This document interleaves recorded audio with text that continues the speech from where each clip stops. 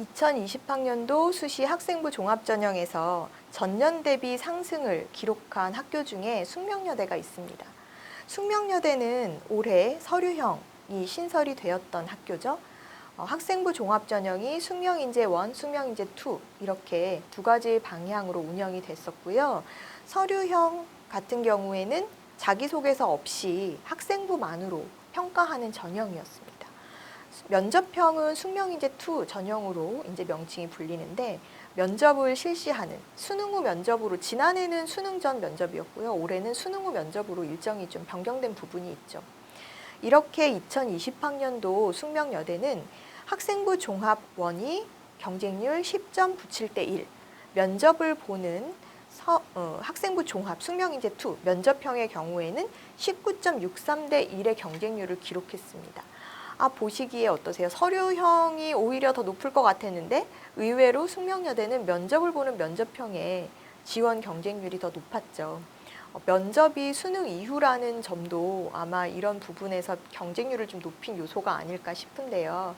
일단 학생들이 면접 수능 후에 보는 것 때문에 면접에 대한 부담도 좀 줄어들고 또 상대적으로 서류의 불리함을 좀 느끼는 학생들이 숙명여대를 좀 지원해 보겠다라는 경우에 또 면접형으로 지원했을 수도 있고요.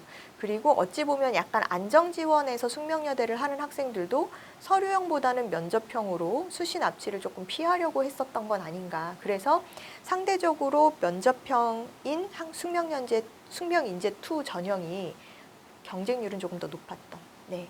그래서 면접을 보는 이제 그 전형에 비해서 숙명인재 1 전형이 모집 인원이 사실 더 많았던 건 사실이거든요. 서류형, 신설된 서류형이 더 많은 인원을 뽑았음에도 불구하고 경쟁률은 더 낮았었던 그런 상황이 되었습니다. 숙명인재 전형에서 가장 높은 경쟁률을 기록했었던 학과는 어디일까요? 사회심리학과가 32.2대 1로 서류형에서 가장 높은 경쟁률을 보였고요. 미디어 학부가 그 다음으로 높은 경쟁률을 보였습니다. 미디어 학부는 29.22대 1로 2위를 기록했는데요. 숙명인재 2, 즉 면접형에서도 사회심리학과가 가장 높고 미디어 학부가 그 다음으로 높은, 그러니까 두 전형 모두 1, 2위에 경쟁률이 치열한 학과가 같았어요. 그래서 사회심리와 미디어가 숙명여대에서는 가장 인기 학과였다. 올해는 이렇게 보시면 될 것 같고요. 논술 우수자 전형 같은 경우에는 이제 화공생명공학부가 30.4대 1로 가장 높은 경쟁률을 보인 학과죠.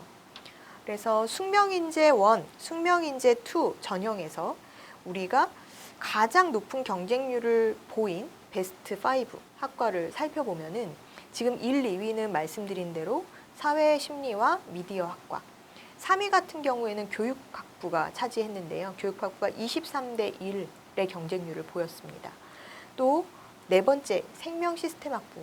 여러분들 지금 계속 학교들의 경쟁률을 보면서 느끼시겠지만 자연계열에서는 이 생명계열의 학과들이 인기도가 높다라고 보시면 되는데 왜 그럴까요? 일단은 저희 추측에 의하면 의생명 계열로 묶여 있어서 의대나 의학 계열을 지원하려고 했었던 학생들이 폭넓게 좀 성적에 따라서 의대 갈 선이 나오지 않으면은 생명 쪽으로 지원하기가 더 쉬우니까 그렇게 사실은 지원하는 경우들도 꽤 많고 그 다음에 여학생들이 좀 많더라고요. 그래서 여학생들의 경우도 이제 자연 계열 중에서 기계나 토목 이런 공대 쪽보다는 여학생들은 이런 화학이라든지 생명 쪽으로 지원을 하는 경향이 좀 높은 것 같습니다.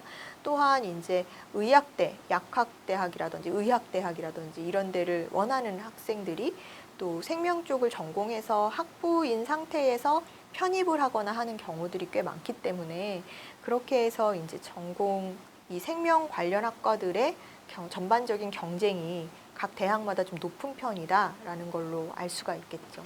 이 얘기를 드리는 이유는 경쟁이 높은 학과다. 그러니까 지금 여러분들이 아무 생각 없이 난 생명계열 이렇게 생각할 게 아니라 한번 잘 따져봐야 된다는 거.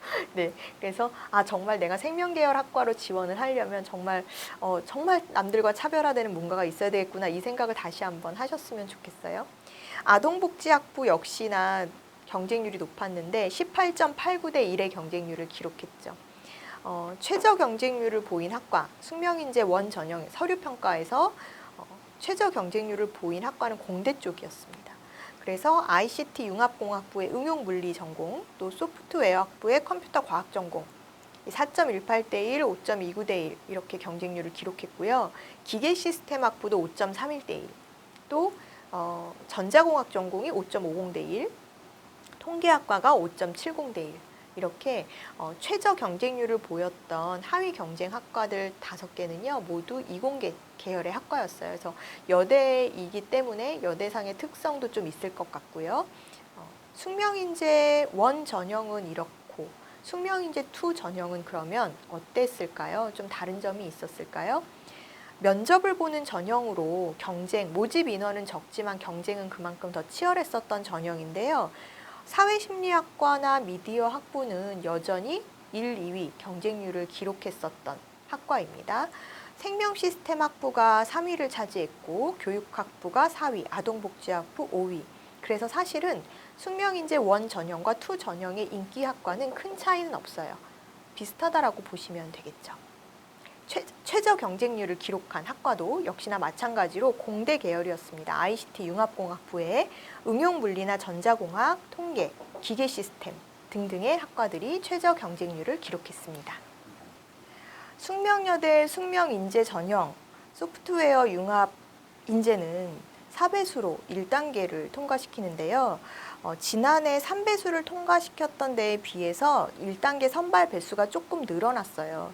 그래서 올해는 4배수를 통과하고 2단계에서 면접 60%를 합산해서 뽑습니다. 소프트웨어 융합인재와 이런 면접형 같은 경우에는 1단계가 통과되고 나면은 사실은 면접 비중이 높기 때문에 면접 준비가 필요한데요. 수능 최저는 적용하지 않죠. 지금 좀 전에 말씀드렸던 숙명인재 2 전형에서의 최저 학과들은 사실은 이제 7.75대 1, 8대 1, 9.57대 1 이렇게 경쟁률이 있었기 때문에 사실은 숙명인재 원 전형에 비해서는 경쟁이 좀 높은 편이었어요. 최저 학과라 하더라도. 그래서 이 학생들은 60%의 면접 통과를 잘 할 수 있게끔 해야 되는 것이고 1단계 선발 배수가 4배수기 때문에 사실은 7.75대 1 같은 경우에는 사실 4배수 통과해서 면접을 보면 어느 정도 조금 수월하지 않을까 하는 생각이 좀 들기는 하거든요. 네. 여기서 이제 4배수가 뽑히는 거니까 네. 그렇게 보시면 될 것 같고요. 지금 2019학년도 수시 요강을 통해서 숙명여대 면접은 그러면 어떻게 출제되는가 이거를 우리가 좀 살펴봐야 되는데 지난해 면접이 10분에서 15분 내외로 진행됐었다라고 합니다. 올해도 역시 마찬가지죠. 그래서 서류 제출한 내용에 대해서 이제 내용을 확인하고 전공적 합성이나 종합적 사고력, 또 의사소통 능력이나 인성 등에 대해서 종합적으로 평가하기 위한 질문이 나온다라고 하는데요. 심층 면접의 형태라고 하는데 이 심층 면접이라는 것이 어떤 전공 지식을 물어보는 심층 면접은 아니에요. 그래서 여러분들이 전공에 대한 어떤 전공 관련 지식이라기보다 이런 전공을 내가 선택하기 위해서 탐구했었던 노력 과정, 또 공부했었던 거 이런 과정에 대해서 묻는 문제가 많다라고 보시면 돼요. 그리고 종합적 사고력이라고 하는 것은 이제 논리적 사고력, 다양한 관점과 시각을 가진 학생이냐 뭐 이런 부분들을 이제 평가하고자 하는 것이고 뭐 인성 영역은 너무 많이 했기 때문에 여러분들 잘 이제 아시죠. 기본적인 면접 태도도 인성 부분에 들어갑니다. 그래서 숙명여대 면접을 준비하시는 경우는 내가 학교 생활에서 뭐 이런 인성 관련한 사례들, 그러니까 나눔, 배려, 협력 뭐 이런 것만 생각하지 마시고 실제로 면접장에서 기본 태도를 내가 단정하게 연습해서 면접에 임할 수 있는가, 앉아있는 자세부터 표정, 목소리, 말투 등등 이런 면접 시의 태도적인 측면도 인성에 포함된다고 하니까 여러분들이 그 부분도 준비하셔야 될 것 같죠. 숙명여대 면접 기출문제를 살펴보면은요, 지원 동기가 일단 공통적으로 들어가고요. 이건 뭐 어느 대학이나 다 물어보는 부분이기는 한데 왜 굳이 숙명여대여야 했는지를 물어본다고 합니다. 그러니까 왜 숙명여대 우리 학과여야 했냐 뭐 이런 질문이 나온다라고 하니 여러분들이 이에 대한 답변 준비를 해두셔야 되고 그러려면 이제 숙명여대 대한 정보가 좀 필요하겠죠. 그래서 숙명여대에 대해서 좀 공부하셔야 될 것 같습니다. 진로가 만약에 바뀌었다라고 하면은 학생부에 기록된 진로와 지금 지원한 학과가 달라졌다라고 했을 경우에는 이렇게 진로가 바뀐 이유에 대해서도 질문이 나가고요. 그리고 관심 있는 분야에 대한 질문, 또 지원자가 내가 이렇게 관심 있는 분야를 수행하기 위해서 기본적으로 갖추고 있는 자질, 또 관심 있는 분야에 대한 내용에 대한 이해를 얼만큼 하고 있느냐, 이런 부분도 질문이 들어간다고 해요. 또 수업 중의 활동이나 탐구 보고서, 발표에 대한 질문, 이 질문들은 주로 학생부에 있는 세특 기록에 나와 있는 내용을 근거로 해서 많이 물어본다고 하니까요. 여러분들이 숙명여대 면접을 준비하는 학생들은 내 세특 기록에 나와 있는 이런 탐구 활동의 내용을 다 끄집어내서 답변할 수 있도록 정리를 해두시는 게 필요하겠죠. 방과 후 수업에 대한 참여 동기 및 활동 내용에 대해서 물어보는 질문도 출제된 바 있으니까요. 방과 후 활동 수업을 들었었던 학생들은 이에 대한 부분도 내가 왜 이 수업을 듣게 됐는지 좀 전략적으로 답변한다라고 하면 발전 가능성이나 자기주도성 측면에서 얘기를 하는 게 좋을 텐데, 예를 들어서 방과 후 수업 그 과목 자체가 내 진로랑 연계된 부분이고 우리 학교 내의 정규 교과 과정에선 들을 수 없었던 내용이다라고 하면, 그렇게 나는 스스로 진로에 대한 관심을 충족시키기 위해서 이렇게 수업을 선택해서 들었다라고 어필하면 좋을 것 같아요. 네네. 그런 전략적인 답변 준비하시고요. 교내 프로그램에 대한 질문, 또 동아리 활동 중 구체적인 활동 내용, 토론이나 UCC 제작 등 내가 수상한 기록에 대해서 어떻게 준비하고 결과에 대해서 느낀 점은 무엇인지에 대한 질문들이 나오고요. 또 읽은 책, 독서 활동에서 본인이 읽었었던 책을 토대로 만약에 네가 이런 책을 읽었다라고 했네.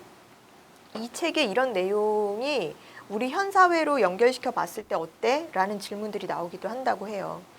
즉 문학 작품에서 어떤 주인공의 상황이나 처지를 가지고 현 사회에서 연결시켜 본다든지 뭐 이런 식의 질문들이 나올 수 있으니까 여러분들이 내가 읽은 독서 활동에 대해서 내용 숙지는 미리 해두고 가시는 게 면접에 준비하는 방법이다라고 보시면 되고요. 학생의 가치관이라든지 대학 입학 후 계획 등에 대해서도 물어보니 내가 대학에 입학한 후에 어떤 계획을 세워서 진로를 향해 나아갈 것인지 미래의 청사진을 보여주는 것도 중요하다라고 볼 수 있겠습니다.